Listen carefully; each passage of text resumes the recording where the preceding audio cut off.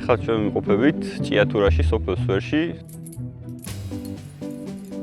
გვაქვს სხვადასხვა აქტივობები, კლდეზე ცოცვა, ვიაფერატას ტური, ტბის ტური, მღვიმის ტურები, ველოტურები.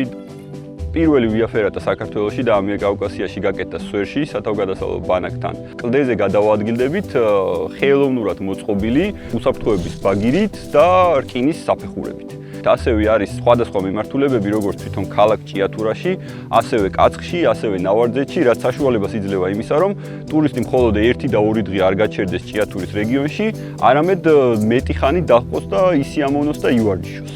ბანაკში გვაქვს ნიმერული ოდა სახლები, გვაქვს დიდი საკარვე სივრცე და მომავალში ვგეგმავთ, რომ გქონდეს კვების ობიექტიც და ასევე გვაქვს 2 გლემპინგი, რომელიც საკმაოდ პოპულარობით სარგებლობს.